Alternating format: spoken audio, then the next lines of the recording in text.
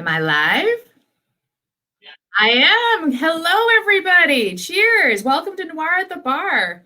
I'm author DM Pulley. We're not going to get officially started for a few more minutes, but I wanted to greet all the people that have joined us so far and discuss my cocktail because I hope we're all drinking something refreshing or intoxicating tonight. It is a bar event after all. And back in the old days, before all this new world order, these events actually took place in bars, smoky bars, dark bars, nice noir, creepy bars with stiff drinks. So I'm drinking a very stiff Manhattan tonight for all the bourbon and whiskey drinkers out there. This is, I'd say, almost all bourbon. Some ice, a splash of sweet vermouth, and a cherry. So I'm going to have a fun night tonight. I really am excited. Hello, everybody, to see everybody that has showed up. 75 people with 180 registered. I can't wait to introduce all of our fabulous authors tonight and talk to you about crazy, spooky noir stories set here in Northeast Ohio or around the country. For those of you who don't know who I am, I'm author DM Pulley. I write gothic noir mystery crime novels set in Cleveland, Ohio. My latest, I'm shamelessly promoting behind me on my mantle, was No One's Home. But tonight, I'm going to be reading something new from an unpublished work that is actually out with 9 different publishers right now on submission. So everyone, fingers crossed. Okay, so hopefully we're going to get started with some of the basics of this event. So what the heck is Noir at the Bar? For those of you who've never heard of it, not familiar, I wanted to give you some background. But first, I want to give a special thanks to Literary Cleveland and Music Box Supper Club for sponsoring this fabulous event and giving us some great technical support. I've got Matt Wykeham in my ear, running the show behind the scenes like a marionette with all the puppet strings. So thank you, Matt. Thank you, Literary Cleveland and Music Box, for getting the message out about this great event. I'd also like to thank our local seller, Max Bax, Books on Coventry. If you hear something you like tonight, if you discover a new author that you'd like to read, I encourage you strongly to click the button at the bottom of your screen where it connects you to Max Back's website. And it's a great way to support our authors and also a great local independent bookstore here on the east side of Cleveland. I'd also like to thank my fellow authors for taking some time out from panicking under their bed, drinking heavily, binge watching shows, avoiding writing, procrastinating, whatever we've been up to. Thank you so much for taking time to join me tonight and to join this great audience to talk about noir. So I'd like to give you a little history. Noir at the Bar was born at NoirCon, a convention about noir, in 2008 in Philadelphia, Pennsylvania. Crime fiction critic and blogger Peter Rozovsky of Detectives Beyond Borders was so taken with crime fiction and everything he saw at the convention that he became inspired to host readings at a very dingy, dark, creepy bar with his author friends. And a movement was born. Noir at the Bar sprung up in St. Louis, LA, New York, Chicago. It's become a tradition at BoucherCon World Mystery Convention, where I was first introduced to it.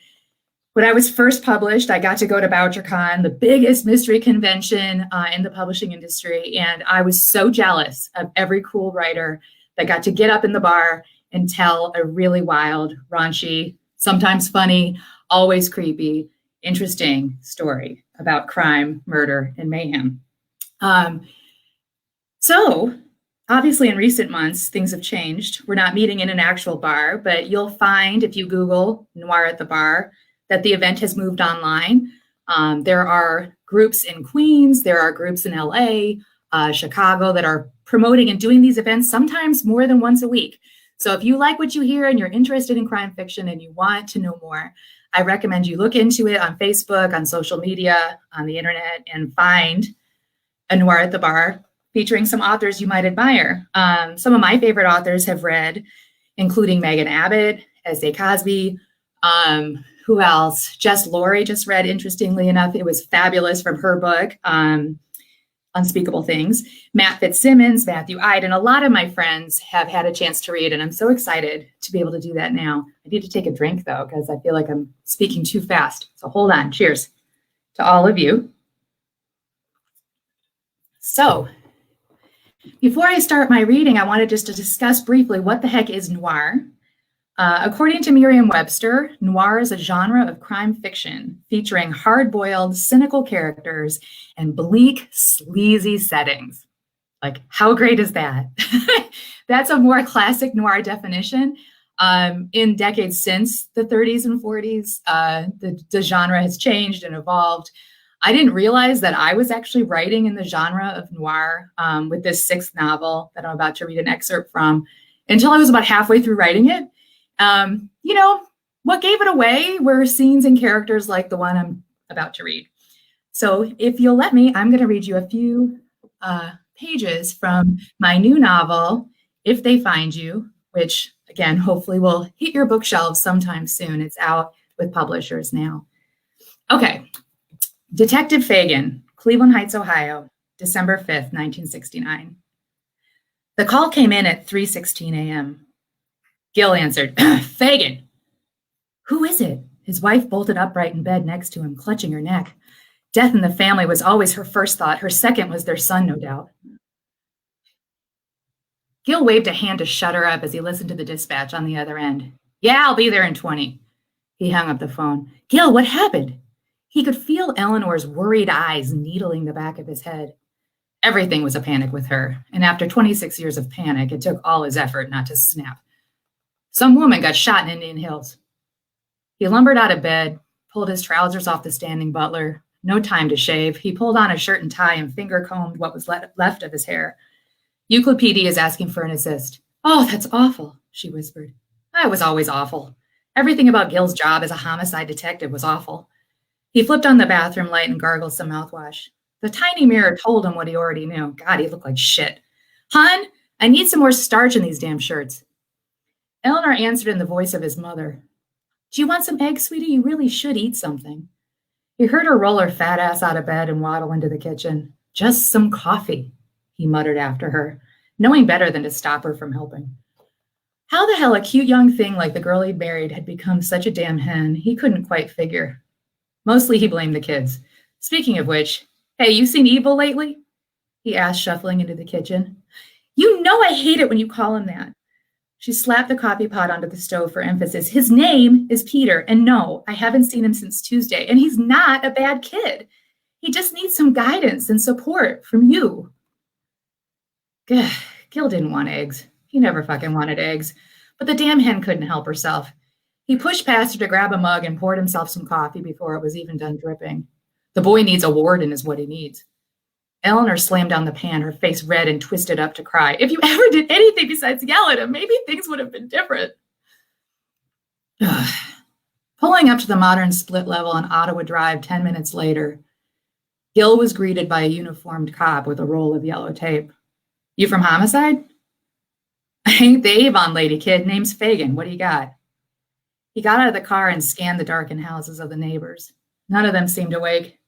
Not a bad neighborhood, he thought to himself. Newer homes, shoveled driveways, no trash. We got one DB shot in her bed. The uniform led him up the front walk to the door. No sign of forced entry. Kids were asleep upstairs. How you like that? Gil winced at the word kids. He hated it when kids were around, especially when it was something like this. Where are they now? We have him in the den with the father. Oh, and where was he? It's always the husband. Everyone knew that. Gil could have written the report in his sleep, but he pulled out his little notebook and wrote down the home's address, the time of the phone call, the name sewn on the uniform's chest. He claims he was in the den, said he fell asleep watching television. Then he heard a shot. That's balls for you. Gil wrote in his book, no forced entry, husband in den, balls. Why don't you show me our body first? Down a narrow hallway past the kitchen and the stairs, a door stood open into the master bedroom. On the bed lay a woman facing the far wall. The familiar tang of blood, bile, and urine soaked the air, but all he could see was a small red puddle on the pillow under her head. Her pink hair curlers were slightly parted where the bullet had gone in. Just one. Cold, he thought, leaning over her body. One eye stared blankly back at him and the other hung shut. He quickly scanned the room. No mess, no scattered jewelry or clothing. Even the bed covers were in neat order. No rape, no robbery, not from the looks of it anyway. Just one bullet. He studied her face again. Not ugly. Fairly thin, nice hair. Looked like she kept herself up pretty good. Still, it doesn't take much to want to put a bullet in your wife's head. He knew that better than most. He wrote in his little book, Pro Hit, Cold Blood, No Struggle, Asleep. Let's go meet our husband, shall we? In the den, 2 young boys were huddled against a rather ordinary-looking man. His head hung down as though asleep. One of the pups was purple-faced and sobbing. The other was just staring, as though he'd been hit with a stun gun. Poor bastards, Gil thought. It was one hell of a way to lose a mother. Excuse me, sir, I'm Detective Fagan. I'm going to need to ask you a few questions. The husband looked up at him, and Gil, almost startled at the familiar face. You have got to be fucking kidding me. Mayor Calvin Parker was a known fixture and fixer in certain circles, the darker ones along the east side. The well-known mobster Shondor Burns had used him as a lawyer more than once before he got sent up. He'd even been seen golfing with the head of the Cleveland Mafia, John Scalish himself. Mayor Parker, deep in the pocket of the Italians, and God knew who else. Shit. Callie, the mayor whispered to his oldest, take Owen upstairs, all right? I need to talk to this nice detective about the intruder. The shell-shocked boy grabbed the sobbing one by the arm and headed up the stairs, as though in a trance. He stopped to look at Gil before disappearing. A flicker of hope lit his eye, like this detective person would somehow fix the situation, that the police would find a way to undo it, that this was all a big mistake on its way to getting corrected. Gil looked away. It ain't that kind of world, kid. Once the children had left, the mayor shot him a pointed look and then glanced over at the 2 uniforms in the room. That was his cue. Hey, fellas, Gil turned to the other cops. Why don't you let me and this gentleman here chat a moment? Go secure the scene and make sure ballistics is on the way. We're going to need prints. Where's the damn ME? All right, uniform one nodded. We're on it, detective. The 2 blue shirts shuffled out of the room, leaving Gil and the mayor to hash it out for the official record. I'm very sorry about your wife, Gil began. He settled into the seat across from Cal fucking Parker. Jesus, he thought to himself. The dirty bastard certainly hasn't made it easy to make this thing look right. The faces of his own wife and kids flashed in the back of his mind as he flipped open his notepad to a new page, making a mental note to tear out the others. Why don't you tell me what happened tonight? In your own words, Mayor. And that is the end of the scene. So thank you for listening to my take on noir in a modern sense and also a traditional sense. Dark people doing dark things and cops willing to maybe help them get away with it. Our next reader, Annie Hogsett, is being called up. Annie, I've known, for a few years now. I met her through Sisters in Crime and different writing events. Annie is the author of the Somebody's Bound to Wind Up Dead mysteries, which includes Too Lucky to Live, Murder to the Metal, and The Devil's Own Game, which I think she's going to be talking to us a little bit about in just a moment. Annie has been a great spirit, great friend, great sense of humor, and I love this series. It's really an interesting take on what might happen if you win the lottery and the sort of troubles and bad actors that might find you along the way. Hi, Annie. Hi, how are you? I am fantastic. That Cheers. is a great story. I can't wait. I can't wait to hear the rest. Okay. Oh, thank you. What are you drinking tonight? All right. So here's the story about my drink. It would like to be a Cosmo. Mm. A Cosmo takes vodka. Okay. Vodka. So what's a Cosmo without vodka? We're out of vodka. It needs triple sec or curacao. We're out of that. Supplies are low. It takes cranberry juice cocktail. We have that. All right. Hold on. And it takes a lime. So essentially, what this is a cranberry juice cocktail with a lime, or you might call it a Cosmo knot. I like it. I like it. It's a virgin Cosmo. Yeah. That's Cheers. Yes. Now that my reading's done, I'm going to drink a lot of straight liquor. I think you can do that. And I'm good because I haven't read yet. So tell us a little bit about what you're going to read and how it relates to maybe your thoughts on noir. Well, first of all, I think to be fair, I have to say that my series, the Somebody's Bound to Wind Up Dead Mysteries, set in Cleveland, is not very noir. Has a lot of murder. No shortage of murders. Not terribly noir. However, what I have for tonight, I've gone through all three of the books, and I believe I have determined the noirist scene in all the books. And I can't wait. That's what I'm going to read tonight. It is about a guy who's obsessed with not hitting traffic lights. So he will go out of his way all over town. He has routes everywhere to avoid ever hitting a red light. And the corollary to this obsession is that he is passionate about the possibility of the 100% green light run. That sounds like my husband. Okay.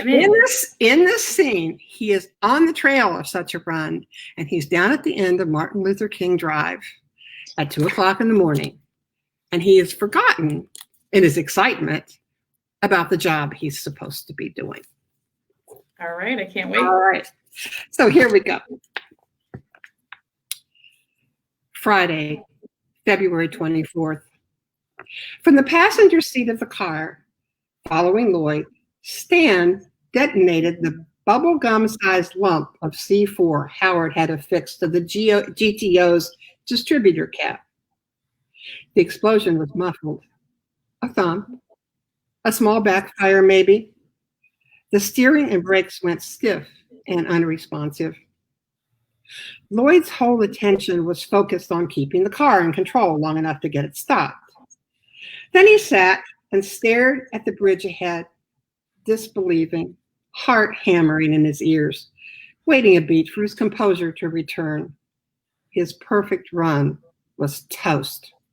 The car behind him had already passed him like a ghost in a swirl of white.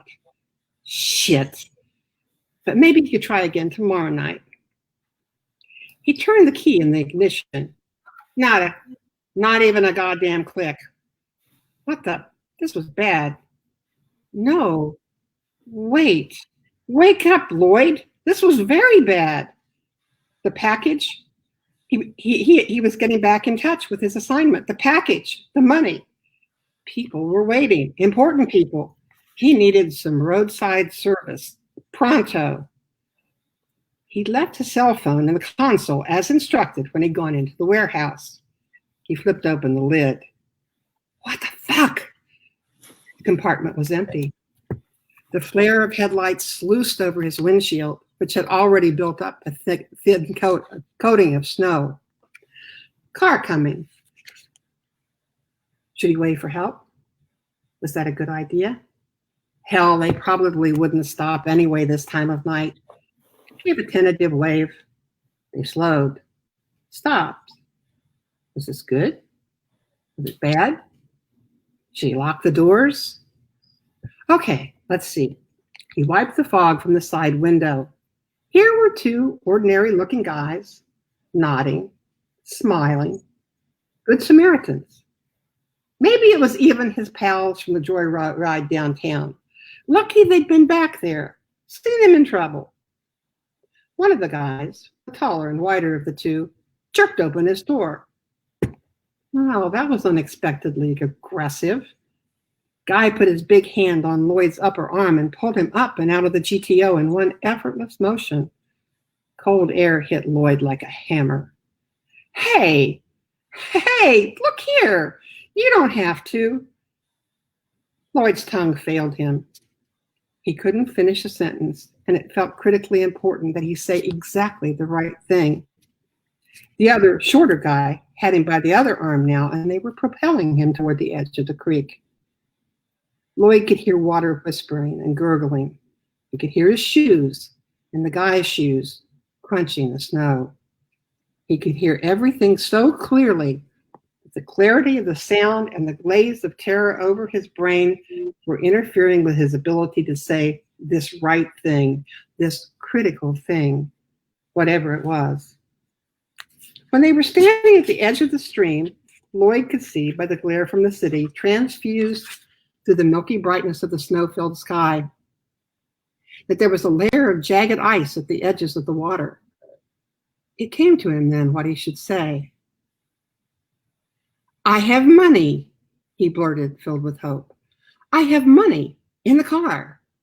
He peered into the smooth, impassive face of the tall man. "We know," said the tall man in a soothing voice. And he shot Lloyd a couple of times with a gun Lloyd didn't even know was in the world. After about 20 seconds, when Lloyd was dead, the two guys dragged him between them and let him down over the edge until he stood up with both his feet in the water. Then they jackknifed him over and in. He floated up, the current tugging at him. But the shorter man got a heavy stick, and the two poked his body until it was jammed under the ice by the bank's edge. And it was thickest. They exchanged a glance that asked, "Is that enough?" And the tall one shrugged as if to say, "Who cares? What does it matter?" They walked together almost companionably back to the GTO. The tall man opened the passenger door. He took out the envelope, fat with money. After that, the tall man, whose name was Howard, waited patiently as if he didn't feel the cold, while short guy, whose name was Stan, pulled their SUV around and hooked it to the GTO. "Nice," he remarked. "They'll never make these again." When a car passed and slowed, both men waved genially, as if to say, "We got it handled, but thanks so much for rubbernecking." It snowed harder. They both climbed into the SUV, and Howard said, "I don't know why he came down here. Based on where he was supposed to end up, he was miles out of his way. It's worked out okay for us, though. I told you the C4 would come in handy. Don't forget, control of the situation is key. And you know what's weird? He didn't have to stop for a single stoplight the whole run." He laughed softly, but jerked his shoulders up and down. "Yeah," Stan said, "but what was all that money for? Doesn't make sense." "The money's for us, moron. 4,000 for me, 1 for you." Poor SOB was carrying our payoff and didn't have a clue. Another little laugh, shoulders hitching. "But what about the package? It's still in the GTO. We're dragging it." "Wake up, Stan. There was no package. Lloyd was the package. Stop asking so many questions. Stay awake, unless you like swimming in ice water." Stan pulled out. Howard looked back. Their tracks to the creek were already fading. "You never know what the wrong question is going to be," Howard said. "Ask Lloyd about that. It's hard to tell what will make you start looking like a loose end." Stan swallowed hard, dismissed any objections to the inequality of his share, nodded, and kept driving through the falling snow. When they came to the bridge, the light was red, but nobody was around. So he ran it anyway. I love that. Thank you. Thank you so much, Annie. I'm sorry, but that was pretty noir. You got a couple thugs, you got a hit, you got money in the car. And swearing. It was good. It was awesome. I loved it. Thank you so much. What was that from? Was that from the Devil's Own Game, or was that Murder to the Metal? This is from Murder to the Metal. And the book that we're giving away tonight is in fact The Devil's Own Game. Oops. Is that upside down? No, you're good. That looks right. It's upside down. And you just reminded me something that I completely spaced on because I was so stressed about my reading. We are giving away books, and I will be announcing a winner of The Devil's Own Game in a few moments after our next reader. So thank you, Annie. Yep. Cool. Thank you. Thank you. That was fantastic. Up next, we are going to be hearing from Stephanie Cole, also known as Shelley Costa.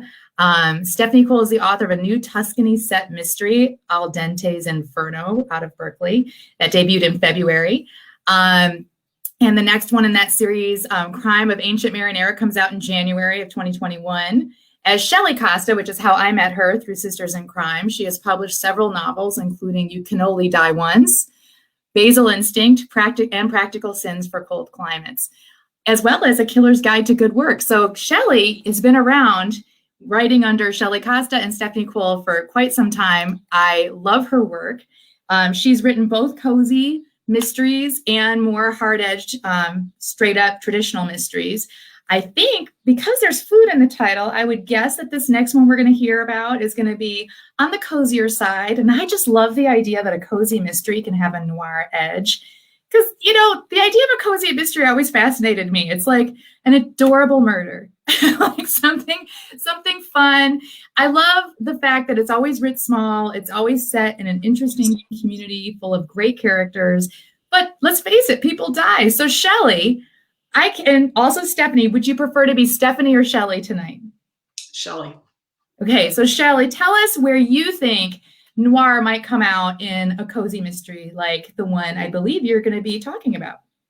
I'm reading from a work in progress, but I'm happy to answer your question. I personally, maybe I'm squeamish, but I think noir occurs at the moment of any homicide. And Thank you. Surrounding that event, it's noir. To broaden the definition, the dictionary definition, I think noir is an approach to the material of a crime story. And basically its intent is to disrupt all our old comfortable securities. It's very unsettling, and these are unsettling times. So there's really a place for this.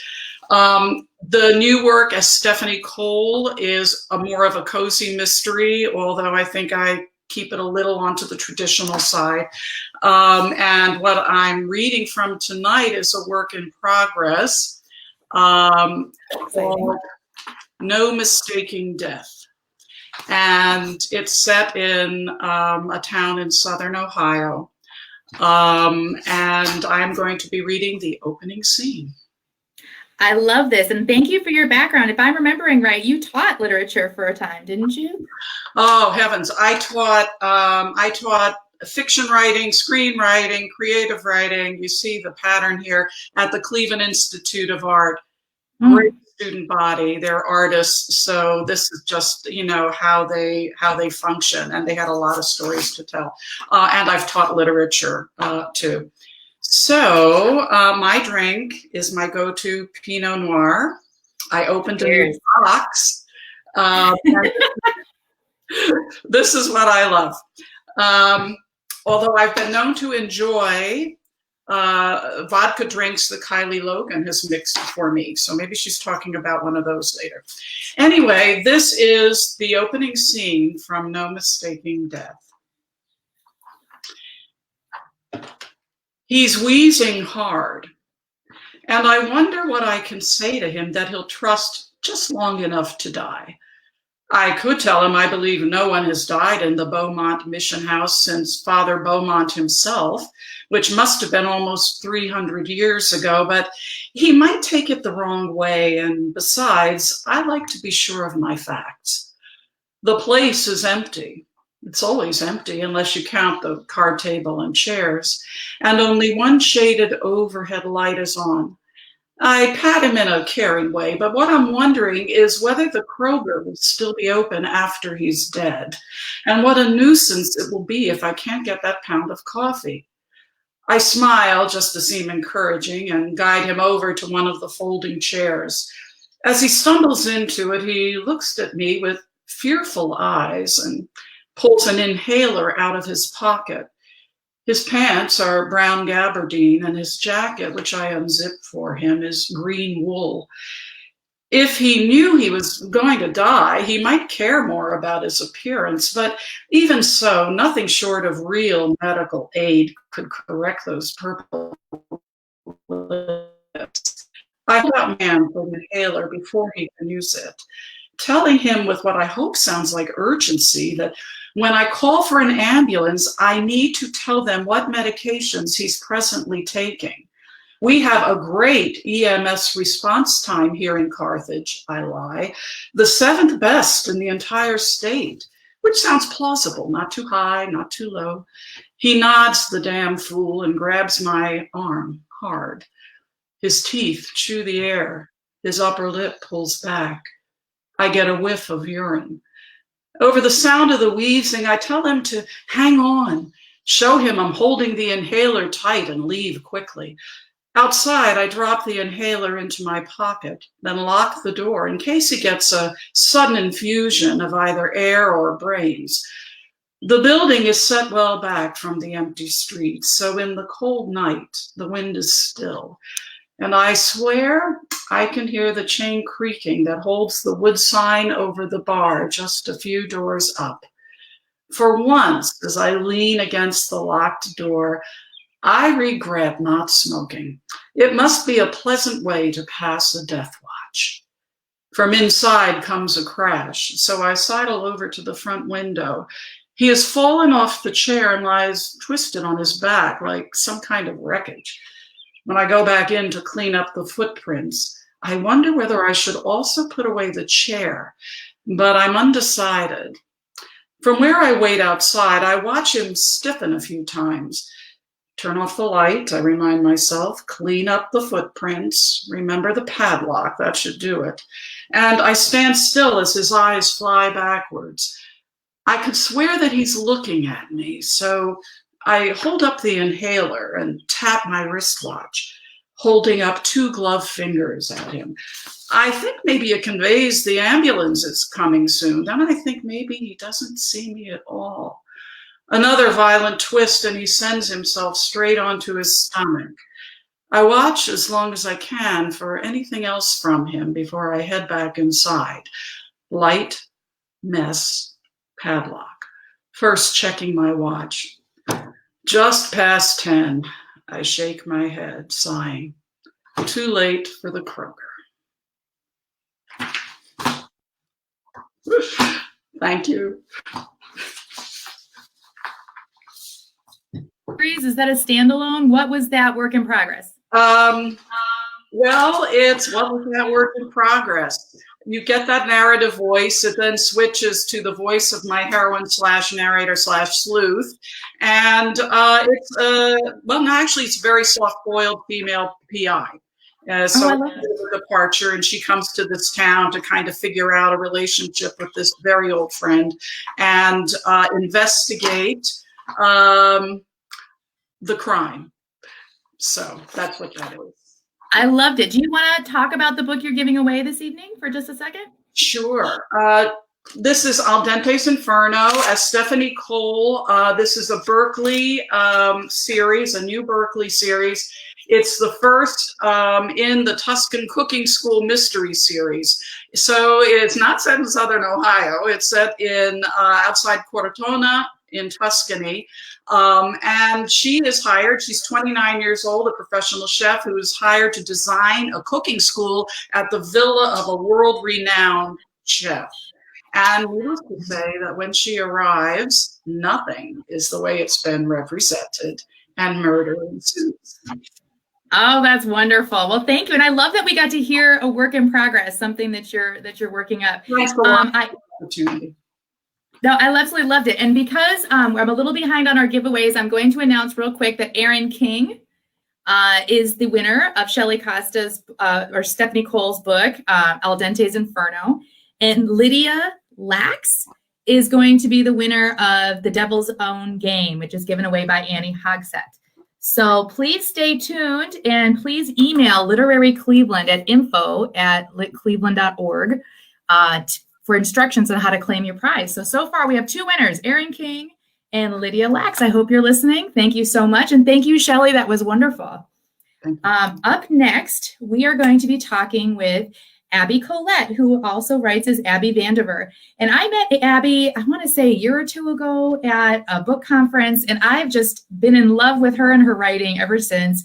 We've done a couple events together, and I just love what she does. She's got an amazing background as a lawyer, as a writer that was self-published for years with a huge following and has just begun publishing as a hybrid author from Her new cozy series, The Ice Cream Parlor Mysteries, are set in Chagrin Falls. The first book of that series, A Deadly Inside Scoop, is what I think we're talking about tonight, but who knows? There could be something else in the works. How are you doing, Abby? Well, thank you. Glad to be here. Happy to be here. And no, I'm sticking with the script. I'm going to talk about A Deadly Inside Scoop. That's also what I'm going to give away today, a signed copy, as soon as I can don a mask and get out to a mailbox. I will come get it, girl. Thank you so much. That's good. Yeah, I'm gonna drive around and get to visit everybody in my mask because I miss seeing people. But I'm so glad you're able to join us. I'm curious, what are we drinking tonight?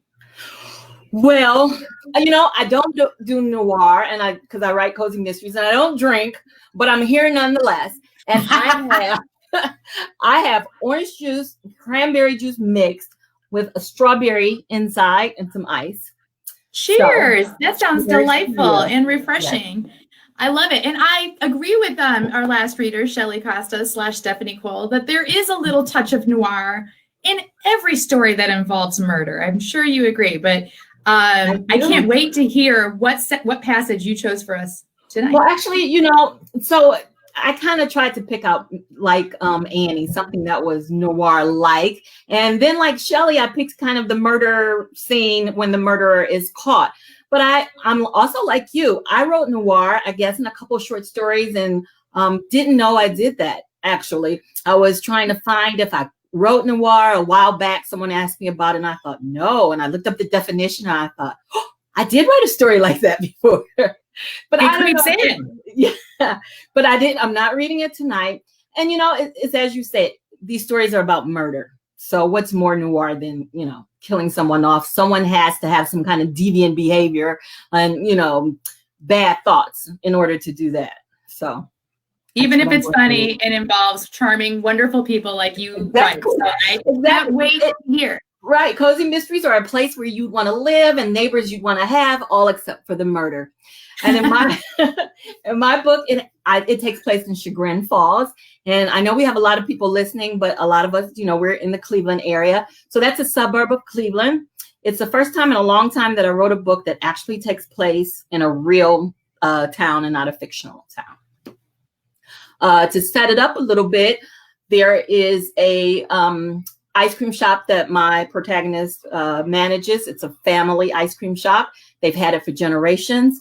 She has an MBA and she came back home to run it. She's also a millennial. So she, has all these bright ideas, social media kind of stuff and new marketing plans. And her grandfather lets her do that. But of course, in the midst of her opening it the first day, there's a snowstorm and no one comes for ice cream. On a day, there's a foot of snow. And then she finds a dead body at the bottom of the falls.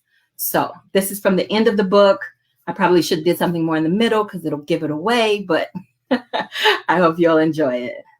Thank you. Mm-hmm. I went out the stairwell door, my mind focused on getting Pop and back up so that we could call the detective and let him know who the real killer was and save my father. I didn't even hear her come through the door behind me. Don't think I don't know what you've been up to, she said, her voice ricocheting, echoing off the tight space. My foot, going for the next step, dangled in midair. My breath caught in the back of my throat. I turned and looked upward, right into Althea's eyes. Hi, I said, trying to mask my fear. You mean the desserts? No way she knew I'd figured out what she'd done. Yep, I felt my throat tightening, my words barely able to eke out. We did a lot of work. Don't play with me. Her lips barely moved when she spoke, her eyes cold and menacing. That was when I saw the steak knife in her hand. Oh, I said with a fleeting breath. Tiny balls of pain formed inside my forehead, trying to push through. They were making me nauseous and weak, my legs trembling. I felt my knees buckling. I held onto the rail to keep steady. I have to meet my grandfather, I said, and pointed down the stairs. He's waiting for me. Why? So you can tell him what I did? No, I said, shaking my head. I eased down a step. He has something for me. I swallowed. Don't have anything to tell tell you. I pushed up against the wall, leaning on it for support, and took another step down. Now you want to act as if you don't know that I killed Stephen? I gulped. You what? I couldn't get the words out. I shook my head so hard, I felt my brain hitting the side of it. Please. Yes, be afraid, she said. She took another step down, calm, measured. She taunted me as she got closer. You shouldn't have been snooping. I didn't, wasn't. I sucked in as much air as I could so I could force my words out. How could I? I tried to speak above the pounding in my head. How could I think that you did when you were with Ari that night? I know I wasn't with him. That was my alibi. She looked off for a moment, distracted. But he needs me. He's in as deep as I am. He helped you kill him? No, I didn't need to help to kill Stephen. Then she smiled. Oh my God, this lady is crazy. But Ari was the reason Stephen was back in town. Stephen wanted him to help him with the job. I already knew that. But how that figured Ari in on the murder, I didn't know. And I didn't care. I just wanted to get out, get away from her. I used my hands to guide me as I slid down the wall. Taking 2 more steps down, I needed to get to the first floor fast. It was the first door I could get to that was unlocked. I edged down 1 more step. Taking my eyes off of her for only a second, I glanced down the stairwell. I still had 3 flights to go. Take another step, she warned, and jabbed the knife in the air at me. And you'll be sorry. I was already sorry. Sorry I tried to figure this stupid thing out. I felt my bottom lip starting to tremble. Tears were welling up in my eyes, and my breath was only coming in short bursts. She was going to kill me. I glanced up over her head, back up the steps. Where was Maisie? Hadn't she seen this woman coming through the door behind me? Why hadn't she sent help? When did you figure it out? She said, making me focus on her again. When you saw me in the alley between you and the flower shop? The flower shop? Oh, yeah, that was when she told me about her alibi. She must have known then what I was doing, what we were doing. She was the one who'd broken into the shop to get the drugs she used to kill Stephen Bayard. No, I said, a foam of saliva foaming around the corners of my lips. I cleared my throat. That's not when I knew. She found that funny. I guess it was. I had just admitted that I did know. Surely I wasn't helping my own case. He wouldn't have had to die. All he had to do was let me in on the job. But no, he laughed at me, she said, her eyes seemingly reliving the conversation. Said I had given him up after the LaGrosse case, ratted on him. But you didn't, I said, trying to make nice with her, hoping she'd forget about killing me. I started clicking my nails. She frowned. Stop that! Her words filled with spite. She pointed at my hand with the knife. Sorry, I said, and balled my hands into fists. Hoping to placate her, I kept talking. I read in the newspaper that you said you didn't know anything about that robbery. I did say that, didn't I? A creepy smile spread over her face. Then she took another step down. And neither one of you would have had to die if you hadn't tried to make me look like a fool. I didn't, I said, tears running down my face. I don't want to die. I went down another step, ending up on the landing between flights. I wouldn't. I swallowed again. They thought my father. I inched my way along the wall to the next set of stairs. Yes, you did. Her voice was so calm that it made me more afraid. You tried to make me look foolish. How in the world did I do that? I knew I didn't have to worry about that Maisie, she was saying. She'd never figure out anything. She sure doesn't know Maisie. But you, she shouted. My nail clicking went into overdrive. And that's when she lunged. She vaulted over the railing, her knife slicing down as she came. I shrieked and grabbed my arm. Bright red blood trickled down it. That's it. Wow, that was pretty dark, Abby. I don't know. That's like a slasher scene, and I love a killing female. I think that noir fiction was one of the first places where the murderess, like the knife stabbing woman, really made her appearance on the stage of fiction. So I love that you had a femme fatale killer in your story. That was fantastic. Thank you. Thank you for giving away the book as well. And the winner of, what is it called? A Deadly Scoop? A Deadly Inside Scoop. A Deadly Inside Scoop is going to go to Constance Meredith. If you're listening, Constance, please email us at literaryclevelandinfo@litcleveland.org for instructions on how to claim your prize. I'm making a note of it, so you do have some time. And Abby, thank you so much for joining us. This was fun. Thank you. It was fun. Bye now. It was fabulous. Bye. Okay, so on to our next reader. Susan Patrone is, oh gosh, a dear friend. I am so excited to hear her read a passage from the Heebie-Jeebie Girl. I met Susan through Literary Cleveland a couple of years ago, and she is just the sweetest, nicest, and just a fabulous writer. Throw Like a Woman was her debut. Super Ladies came out next. It's hilarious. It's fantastic. I loved her take on these great women. A Body at Rest is also on her list, and her short fiction has been published by Glimmer Train, Muse, Conclave, Cleveland Review, and Whiskey Island. So I'm excited. I got a chance to read an advanced copy of Heebie-Jeebie Girl, and I loved the story. It's just recently released. It's a fantastic story of Youngstown, and I can't wait to see what passage you decided to read, Susan. Thank you. Hi. Yeah. As Dory said, as DM said, this is set in Youngstown, Ohio, 1977. I'm like kind of the odd girl out tonight, or the odd person out, because I don't write mysteries. But I have robberies, and I do end up with a dead body. So does that count? I think it counts as crime fiction, and I think it certainly counts as noir, because you're talking about a gritty town going through tough times, moral ambiguity, interesting characters. I would argue that Dan Shawn, also who's reading last this evening, would fall into the category of more literary fiction, more traditional fiction, literary thriller, which obviously, what's your take on noir, Susan, and how your work fits into the genre? I think Heebie-Jeebie Girl probably fits in more than others. I know when you and I were emailing back and forth about this, and I said, every time I try to go dark, I end up making a joke. And I think it's because, I don't know why, but I'm like the youngest of a large family. So like you end up becoming the one who is the comic relief. But this scene is not funny.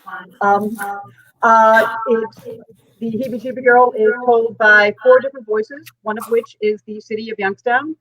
And this, the person who is speaking is a guy named Bobby, who is an unemployed steelworker.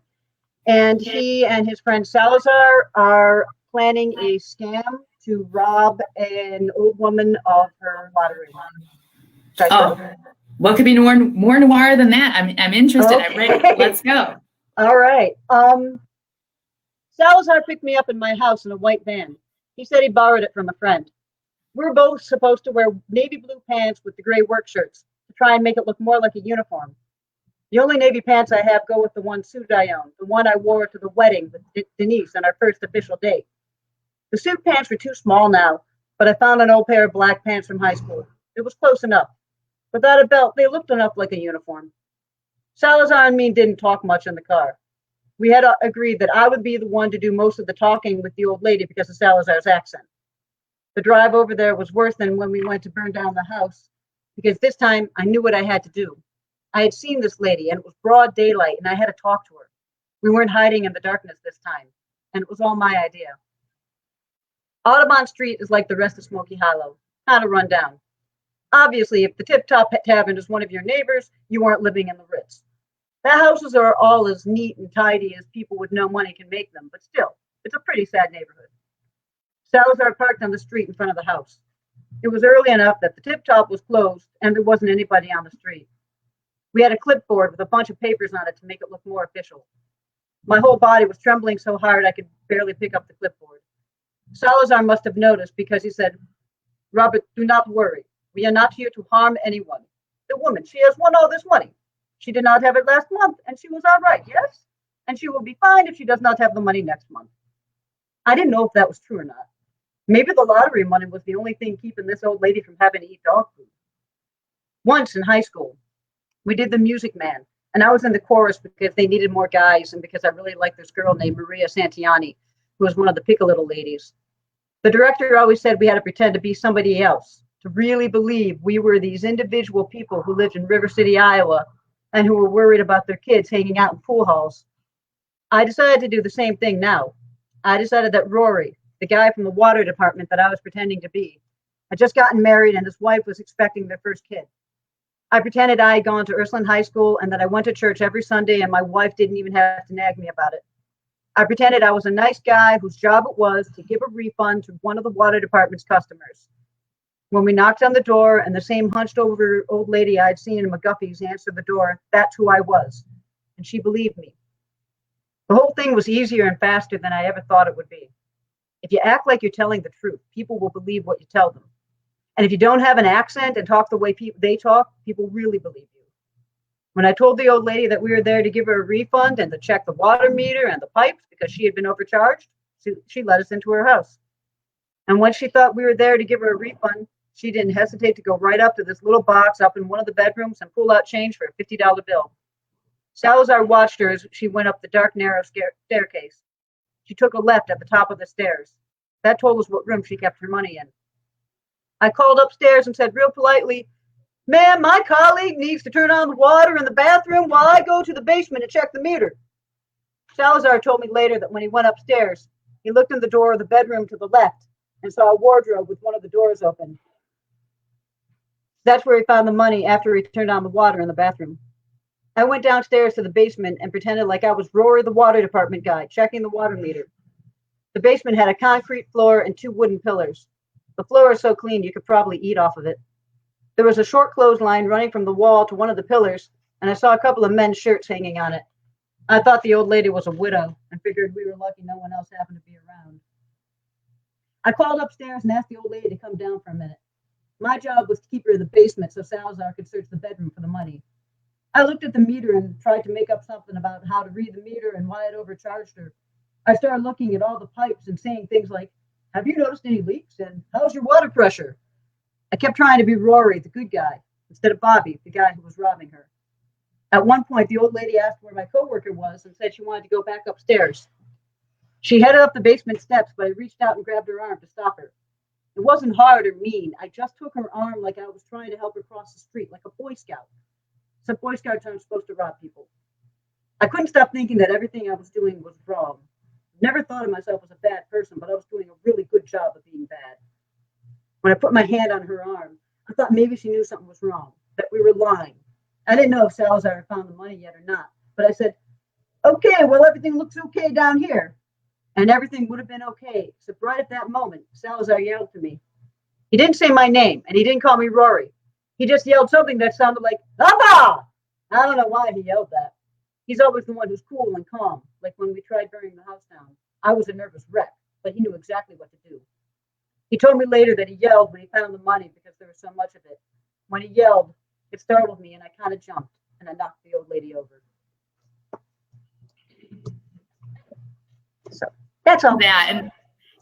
I'm sorry, girl, that's really dark. That's some noir right there. You're talking about a robbery and like wounding an old lady and seedy people doing seedy things. I loved it. And I also love that it wasn't murder for a change. It was a robbery. In crime fiction, I feel like the things that can sometimes that work the best and be the most interesting aren't necessarily homicide. I love that story. I love this book. And you are giving away a free signed copy. Is that right? I am. And thank you. Dory wrote a wonderful blurb for it. And I'm drinking wine in a juice glass because my cat really did just step onto the desk. And I knew she would knock it over. Well, cheers to your juice glass and your fabulous reading. And also a cheers to Jim Garrett. Jim Garrett, you are the proud new winner and owner of a copy of the Heebie-Jeebie Girl. Please email Literary Cleveland at info@litcleveland.org or message us through the messenger and we'll make sure we've got your email address. Anyone that's a winner, we will be contacting you as well. Thank you so much, Susan. It was a Thank you. thrill to have This you was here a with us. blast.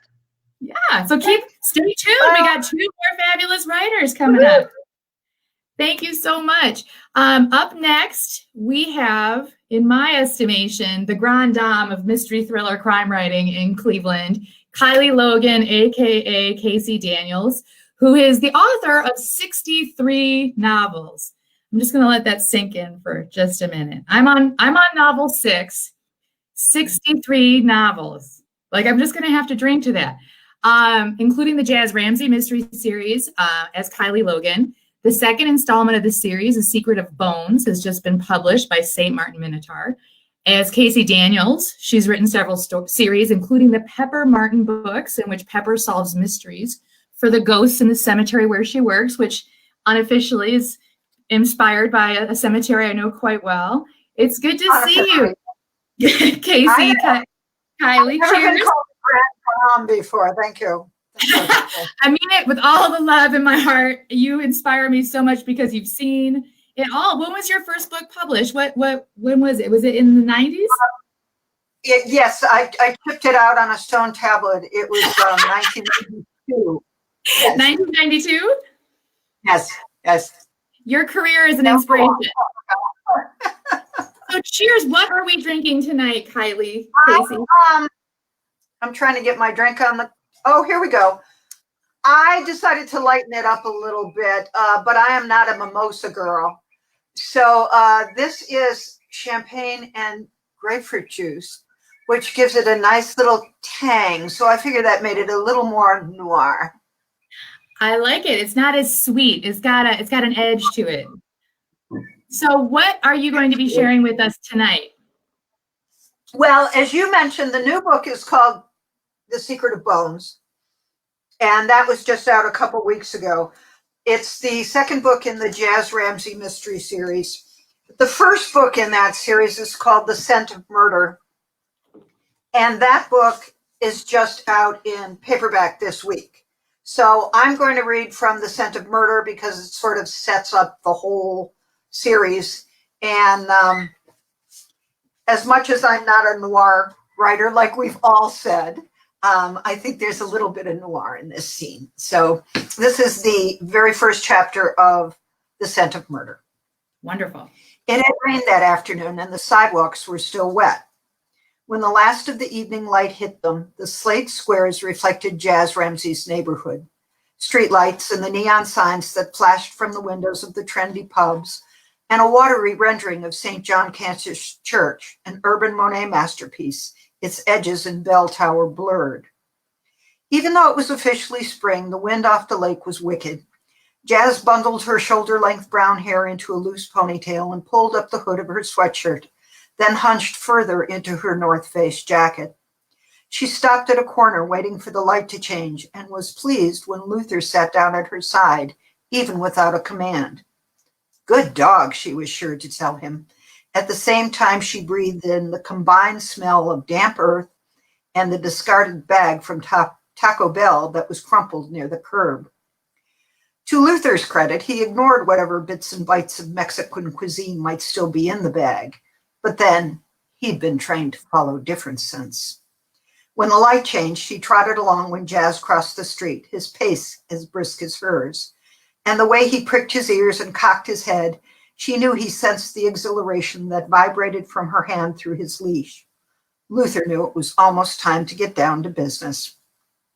Here, College Avenue started its downhill trek into the Cleveland Flats, the city's once booming industrial heart.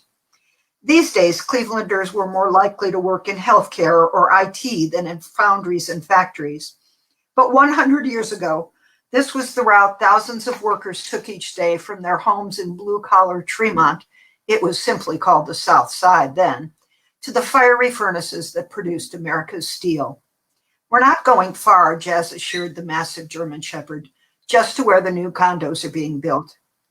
It was a 90-year-old building, and by the end of summer, Jazz imagined there would be gleaming glass in the window frames and cars parked outside that reflected the status-conscious success of the young professionals she knew were lined up to buy. But not tonight. Tonight, the building was empty and dark, and she had it all to herself. It was the perfect place to put Luther through his paces.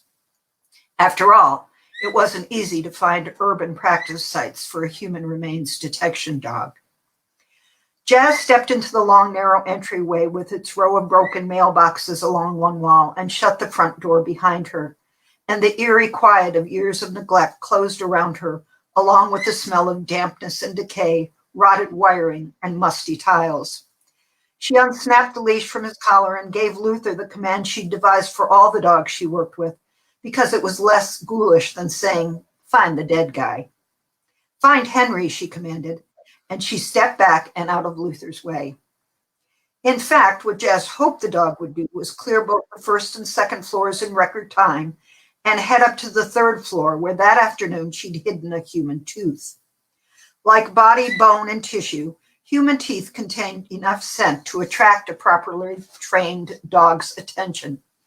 If Luther was on his game, he would locate the tooth, signal by barking 3 times, and chomp on the treat she would use as a reward while she secured the scene and made a simulated call to the cops, just as she would if she made a real find. In a flash of black and sable, the dog took off down the darkened hallway. Some dogs, like pointers, are air sniffers. Some, like bloodhounds, keep their noses to the ground. No matter their breed, cadaver dogs, by virtue of their work, have to be proficient at both. They are trained as trailing dogs to pick up the scent that has fallen from decomposing bodies and onto the ground, and as air scenting dogs as well, so they can detect any smell of decomposition that's carried on the breeze. By the time she located him in the back room of what had once been a 4-room working-class apartment, Luther was hard at work. His eyes focused and every inch of his muscular body at the ready, he drew in a breath, then hurried back and forth, side to side, through what had once been a kitchen in an attempt to catch the strongest scent. "Not here, on the 3rd floor." Jazz knew better than to say it. Part of an HRD dog's gift was to eliminate one area so dog and handler could move on to the next. Luther was doing his job, and he was doing it well. Nose to the floor, his ears pricked, Luther cleared the kitchen and headed into the back bedrooms. Jazz would wait until the dog emerged from the back rooms, and when he headed into the hallway, she would follow. At least that was her plan, until Luther barked. Once, twice, 3 times. I want to keep reading. I want to know about these cadaver dogs. And that is very dark and twisted. The idea of hiding a tooth. That's fantastic. Thank you so much for sharing your latest series as Kylie Logan. That's a fascinating subject. Giving away the Scent of Murder. You are giving a signed copy of Scent of Murder. And I actually have the winner of that book. It would be Valerie Robinson. So Valerie Robinson, if you're listening, we will be getting in touch with you, or you can email info@literarycleveland.com. And for those of you who did not win, but are dying to know more about what that very special dog found in that building, please click the button on your screen to purchase books from Max Backs in Coventry. It's a great local independent bookstore that's been nice enough to help sponsor this event and support our local authors. Most of the author readings I do, Max Backs handles the book sales, and they've been super supportive of local writers, including everybody that you've heard from tonight. So thank you again, Max Backs. And thank you so much, Kylie Logan / Casey.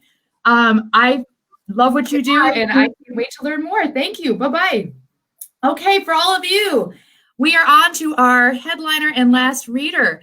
Dan Shawn is the author of 3 short story collections and 3 novels, including Among the Missing, which was a 2001 finalist for the National Book Award, and Ill Will, which was named one of the best books of 2017 by the New York Times and others. Dan has been a writing hero of mine for years. I've stalked him to writing conferences. I go to his signings. I read all of his books. I absolutely am so excited he's joining us. How are you doing tonight, Dan? I'm doing all right. I can't wait to hear what you have for us, but I'm dying to hear your take on what noir and the genre of noir means to you in your work and what you choose to read. Well, I guess I've taken a maybe somewhat more political tack my understanding of noir, and I see this as being about corruption and about the way that corruption permeates all element in a noir novel. At least it permeates all elements of society, and there's no way out of it. So it's a kind of spider web. And I think that, like if you look at sort of the classic 40s noir or even neo-noir today, there is that element of everybody's doomed from the beginning. It is a little brutalist. It's very morally ambiguous. Would you characterize any of your work as noir? I think all of it is. Yeah. I mean, it's not necessarily in the mystery genre, but it's definitely sort of inspired by thrillers and horror and by like the noir of like Hitchcock, people like that. Well, we can't wait to hear what you have for us this evening. So are you reading from Ill Will? No, I'm actually going to read from a new book that I'm working on, which is going to be out in probably 21 if everything works out. So it's still a ways away, but I'm going to read a little piece from it. And nobody dies in this part. Well, I can't wait to hear. It's so exciting to hear works in progress. So let's hear it. All right, this is from a novel called Sleepwalk. I'm supposed to pick up a parcel at an abandoned Texaco station just north of Abilene, Texas, and I'm a little late due to traffic. Well, they're not happy about it. When me and my dog pull up, the metal back door bangs open and the silhouette of a woman stands in the doorway, her fists on her hips. Howdy, I call, but she only lets out a string of angry swear words in a Slavic language that is unknown to me. You're late, idiot, she says, and then turns her head and speaks in Ukrainian or Russian or whatever, and a short, broad-faced kid comes hurrying out carrying a cardboard box that says Kickin' Chicken on the side. In the box, in a nest of blankets, there is a tiny Caucasian infant. This is supposed to sleep for 8 hours, the woman tells me, and we were told you were to be here 2 hours ago. Geez, I say, and the broad-faced kid earnestly holds the box out to me. So now you got 6 hours before it wakes up, the Ukrainian woman says. Then it's your problem, bitch. Right on, I say. I'm a little taken aback as I hold the box in my arms. This poor creature is literally the size of a stewing chicken. How old is it? She makes a vague gesture which could be interpreted as a shrug. Is it a boy? How do I know? She says. When it wakes up and you have to change its dirty diaper, you'll find out, eh? So I set it down on the floor of the pickup beneath the passenger seat. It doesn't wake up. Ideally, I guess I'd be given a car seat of some sort, but at this time of night, there's not really a place where you could purchase one, so we're on our own. Also, they might have given me some bottles of milk or whatever, but nobody offers me anything, and so we set off. I figure it'll probably be fine. Even if the wee one does wake up, we can make do. I've got some coffee creamer in the camper that I can warm up, dilute it a little with water, and put it in an eyedropper. I've always had a fondness for babies, and I think they can sense it because whenever I've been around them, they get very calm. You could say I have a magic touch. They just naturally think of me as their friend. It's the same with dogs. I can't tell you how many times I've had to break into somebody's house and their dog just came up to me, wagging its tail, not uttering a single bark. Now, probably it's an under-the-table adoption. Those happen all the time these days, and I think it's only fair that the mom receives some recompense for her troubles. I like the idea that I'll pass this little guy off to someone who will sell him to maybe some wealthy couple who will raise him as their own son. I picture a movie star and her kindly, infertile husband, or some gay guys in short-sleeved shirts hoping to make themselves a little family in Minneapolis. I picture them walking along through that rose garden in Lindale Park with a toddler between them, and they pass that big, pretty fountain with the cherubs on it, and they let him dangle his feet in the water. It could end up being nice for our lad, is what I think, and I don't really imagine that he'll find himself in a laboratory of some rogue government research facility or in the hands of some cult that plans to sacrifice him to their dark god, or on the butcher block of one of those organ harvesting outfits who will slice him up and put his parts in saline jars. Honestly, I don't believe that most of that stuff happens that often. That's just hysteria whipped up by the media. Now, it's beginning to sleet a bit, and I turn on the wipers and the defroster low. Our lad is still fast asleep in his box. Low to the floor is perfect for him. He's vibrated by the velocity of the wheels against the highway asphalt, and you can actually see him juddering, and he loves it. The rhythm probably reminds him of the womb or something, and his little face is mushed up, sleeping hard, and the dog, half asleep on the passenger seat, gives the baby a look I'd call rueful.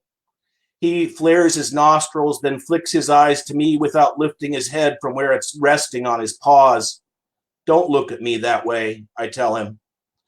Up ahead on the left is a big wind farm, and it looks like a couple of the turbines have caught fire, despite the sleet. The propeller blades are still turning without a care, but the nacelle behind them is ablaze, and it's quite a sight. 328 foot tall they are, and their crown of flame ripples back like long hair in the wind. The propellers take the smoke and whip it into a helix, so it goes looping out in spiraling circles. It puts me in mind of that traditional Chinese dance they do with silk ribbons. I reckon lightning must have struck them, I tell my dog, but he doesn't raise his head.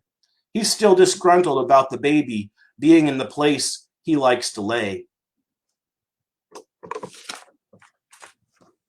It'll all work out fine. I'm sure nothing could possibly go wrong with a baby in a box marked Kickin' Chicken. I can't wait to read this book. I'm so excited for it to hit the shelves. Thank you for joining us at Noir at the Bar, Dan, and all of our authors. Say hi to Ray Bradbury, the dog. I love your dog. Hi, I was picturing him. He was a great backdrop. Expression that he gave the guy with the baby. Exactly. I could see the baby on the ground and he's pissed. Anyway, thank you for joining us. And thank you all the people that tuned in and registered for this event and joined us here. I want to thank Dan. I want to thank Casey/Kylie Logan. I want to thank Shelley Costa and Abby Vandiver and Susan Patrone and Annie Hogsett and Shelley Costa and Max Bax for handling book sales. I want to thank all of you for listening. I do have one more giveaway. It is an audiobook of No One's Home. I meant to do this earlier, but it's a nice wrap up. As a thank you to the people in the audience, and the final winner is Alex Coleman. Alex, we will be reaching out to you with a prize for you. If you liked what you saw, please leave some feedback on Facebook or Twitter. You can find Literary Cleveland online. Music Box Supper Club was a great partner, and they provide fantastic author events and fundraisers for local organizations. Mike Miller at Music Box has been a great friend to writers here in the area, and I really appreciate their support tonight. If you loved what you heard and you want more story, please click on the link for Max Bax and support your local authors here in Cleveland and Northeast Ohio. And I hope to see you again soon. Maybe we'll do another Noir at the Bar. Maybe we'll get to do it in person. So cheers to everyone. Thank you so much, and please stay safe and well.